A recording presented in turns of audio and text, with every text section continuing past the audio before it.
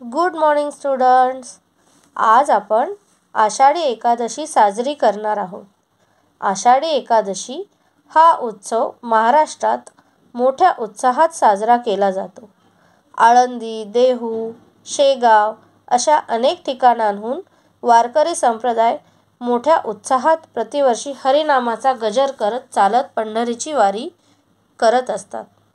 संत ज्ञानेश्वर, संत तुकाराम, संत नामदेव, संत चोखामेळा असे अनेक विठ्ठलाचे परमभक्त होऊन गेले.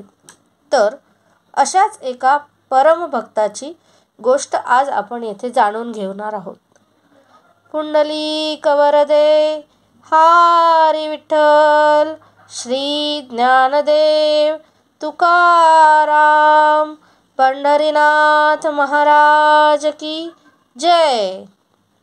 आताच आपण पुंडलिक वरदे असे म्हणालो, तर याच पुंडलिकाची गोष्ट आज आपण पाहणार आहोत.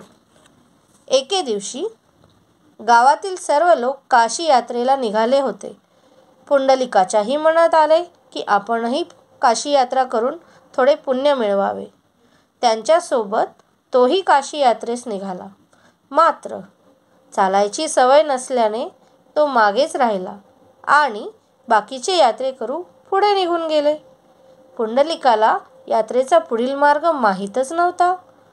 तो एका आश्रमाजवळ येऊन पोहोचला. हा आश्रम होता खूप मोठे ऋषी कुक्कुट स्वामींचा.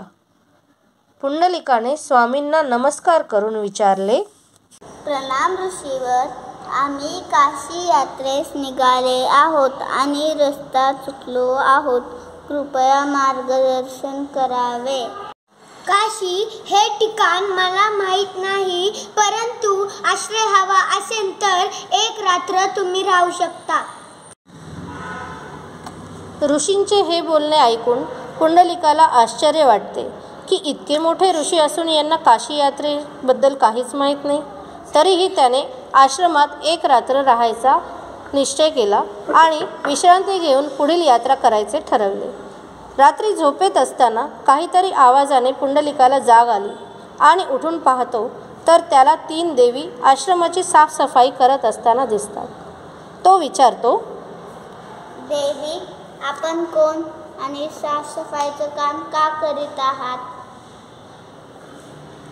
मी गंगा, मी यमुना, मी सरस्वती. आम्ही तिघी नद्या आहोत आणि कुक्कू स्वामींच्या आश्रमात सेवा करत आहोत. सेवा का? हे कोणी महान संत आहेत का? असे कोणते महान कार्य यांनी केला? हो, हे खूप महान ऋषी आहेत. त्यांनी आईवडिलांची सेवा करून खूप पुण्य मिळवले आहे. आईवडिलांच्या सेवा करण्या इतकी पुण्य नाही दुसरे.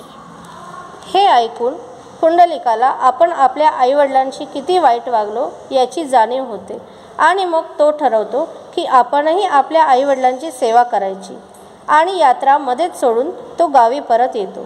त्या दिवसापासून पुंडलिक आईवडिलांची इतकी मनोभावे सेवा करू लागतो की स्वतः विठ्ठलाला त्याची भेट घेण्याची इच्छा होते आणि मग विठ्ठल पुंडलिकाच्या भेटीसाठी त्याच्या घरी येतो. पुंडलिका, बघ, मी विठ्ठल तुझ्या भेटीसाठी आलो आहे. भगवंत भेटीला आले तरीही पुंडलिकाने सेवा करणे चालूच ठेवले होते. पुंडलिक विठ्ठलाला म्हणतात, विठ्ठला, मला क्षमा करा. मी माझ्या आईवडिलांची सेवा करीत आहे. ती पूर्ण होईपर्यंत मी तुम्हाला भेटायला येऊ शकत नाही. अतिथी देवो भव ही आपली संस्कृती आहे. त्यामुळे जवळच असलेली वीट फेकून पुंडलिक विठ्ठलाला म्हणतो, विठ्ठला, तोपर्यंत तू या विटेवर उभा राहून विसावा घ्या. आणि मग काय, भगवंत विठ्ठल आपले दोन्ही कर कटेवर ठेवून त्या विटेवर उभा राहतो आणि पुंडलिकाची वाट पाहतो. क्षमा करा विठ्ठला, तुम्हाला माझी वाट पाहावी लागली. पुंडलिक, मी तुझे मातृपितृ भक्ती पाहून खूप प्रसन्न झालो. मग तुला कोणता वर पाहिजे? विठ्ठला, मला काही नको, परंतु आता ज्या विटेवर तू उभा राहिला तसाच अनंती काळासाठी जगाच्या कल्याणासाठी उभा राहा. तथास्तु. विठ्ठल विठ्ठल म्हणतील सगळे, विठुराय कितीसे दूर. इमानदारांच्या समीप अन बेईमानांपासून दूर. उभा कसा राहिला विटेवरी, उभा कसा राहिला विटेवरी, उभा कसा राहिला